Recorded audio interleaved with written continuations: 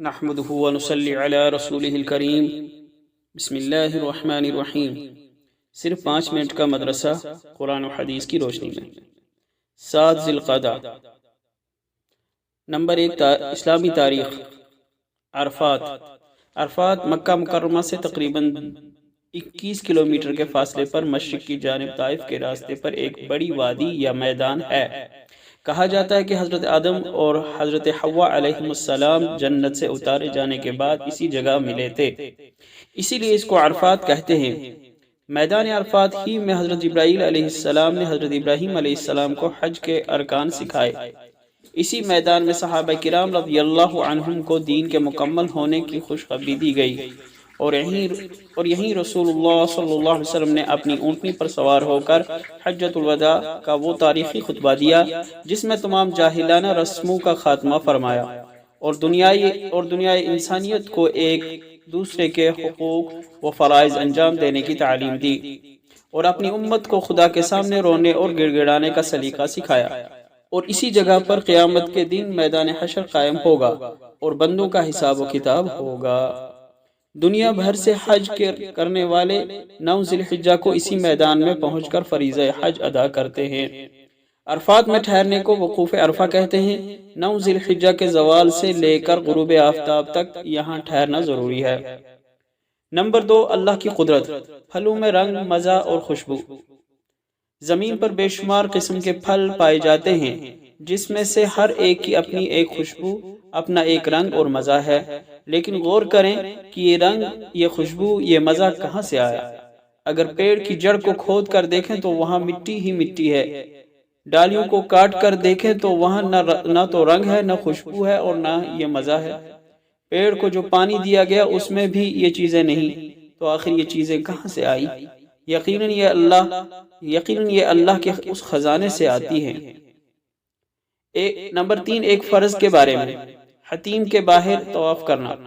قرآن میں اللہ تعالیٰ فرماتا ہے، قربانی کے بعد لوگوں کو اپنا میل کچیل صاف کرنا اور اپنی منتوں یعنی حج کے واجبات کو پورا کرنا چاہیے اور خانہ کعبہ کا طواف کرنا چاہیے۔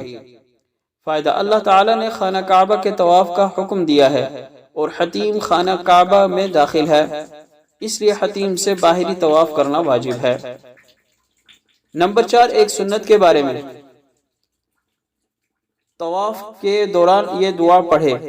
رسول اللہ صلی اللہ علیہ وسلم نے فرمایا، جو شخص بیت اللہ کا طواف کرے اور کوئی گفتگو نہ کرے اور یہ پڑھتا رہے، سبحان اللہ والحمد للہ ولا الہ الا اللہ واللہ اکبر ولا حول ولا قوة الا باللہ، تو اس کے 10 گناہ معاف ہوتے ہیں، 10 نیکیاں لکھی جاتی ہیں اور 10 درجے بلند ہوتے ہیں۔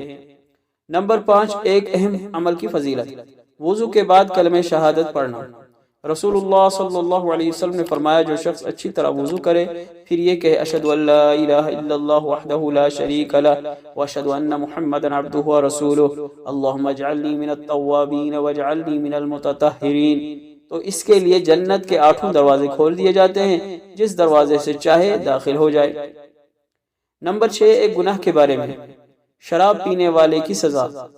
رسول اللہ صلی اللہ علیہ وسلم نے فرمایا، میرے رب نے قسم کھائی کہ میری عزت کی قسم، میرے بندوں میں جو بھی بندہ شراب کا کوئی گھونٹ بھی پیے گا تو اس کو اتنا ہی پلاؤں گا، اور جو بندہ میرے ڈر سے شراب چھوڑے گا اس کو پاک صاف حوضوں سے پلاؤں گا۔ نمبر 7 دنیا کے بارے میں۔ مسجدوں میں دنیاوی معاملہ کرنے والے۔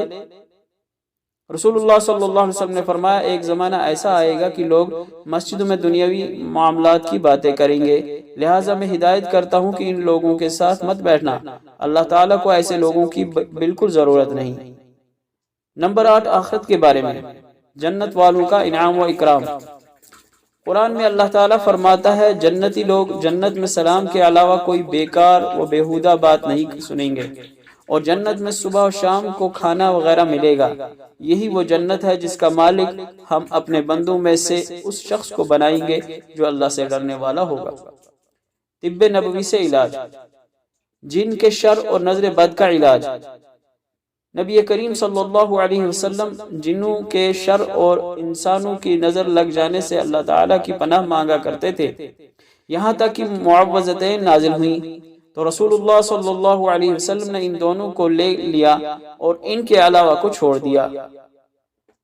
فائدہ معوذتین سورہ قل اعوذ برب الفلق اور قل اعوذ برب الناس کو کہا جاتا ہے۔ نمبر 10، قرآن کی نصیحت۔ اللہ سے معافی مانگو، وہ خوب نعمتیں دے گا۔ قرآن میں اللہ تعالیٰ فرماتا ہے اپنے پروردگار سے گناہوں کی معافی مانگو، پھر اس کی طرف رجوع کرو، وہ تم پر آسمان سے موسلا دھار بارشیں برسائے گا اور تمہارے موجودہ قوت میں مزید قوت کا اضافہ کرے گا، اور مجرم بن کر منہ نہ موڑو۔ اللہ تعالیٰ عمل کرنے کی توفیق عطا فرمائے۔ وآخر دعوانا الحمد للہ رب العالمین۔